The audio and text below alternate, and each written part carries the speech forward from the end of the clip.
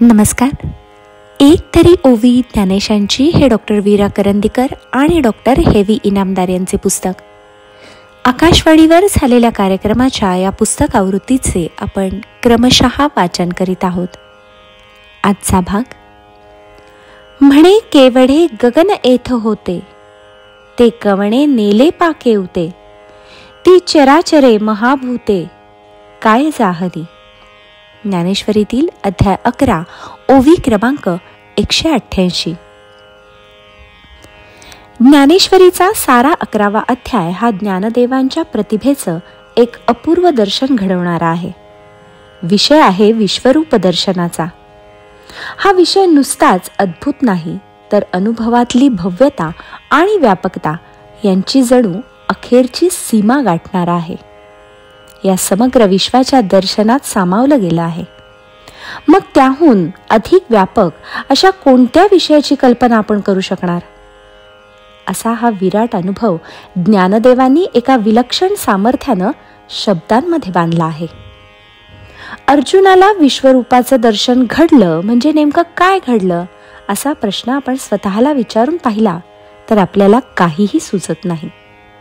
पण ज्ञानदेवांनी केलेलं या प्रसंगाचं वर्णन आपण जसजसं वाचत जातो तसतसं अर्जुनाला त्या निमित्तानं आलेल्या अनुभवाचं स्वरूप आपल्याला उलगडू लागतं.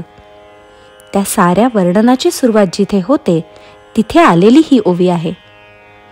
भगवंतांनी अर्जुनाला विश्वरूप दर्शनासाठी दिव्य दृष्टी दिली आणि ती त्यांनी देताच अर्जुनाच्या ठिकाणी असलेलं जाणीवेचं सामर्थ्य जणू अनंत पटीनं विस्तार पावलं. विश्वरूप दर्शनाच्या त्या क्षणी काय घडलं त्याचं वर्णन करताना अर्जुनाच्या मुखातून बाहेर पडलेला पहिला उद्गार या ओवीत ज्ञानदेव सांगतात.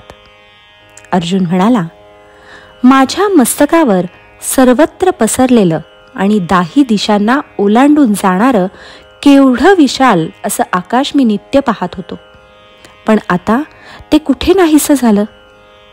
ते अनंत असं आकाश कुणी नेलं आणि तो ते कुठे घेऊन गेला ते काहीच ध्यानात येत नाही. पंचमहाभूतांनी सारी सृष्टी बांधली होती, पण ही सारी महाभूतं कुठं निघून गेली? नाना प्रकारच्या अचेतन पदार्थांनी आणि विविध स्वरूपाच्या सचेतन प्राणीमात्रांनी ही सारी सृष्टी कशी गजबजलेली होती, पण ते सारं कुठं नाहीसं झालं. असे हे अर्जुनानं विस्मयचकित होऊन काढलेले पहिले उद्गार ज्ञानदेव आपल्या समोर ठेवतात. दिशांचे सारे ठाव हरपले.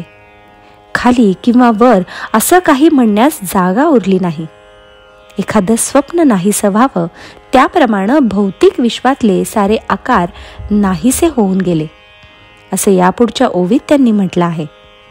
ज्ञानदेवांनी केलेलं विश्वरूप दर्शनाचं सारं वर्णन यानंतर असंच अधिक परिणामकारक होत जातं.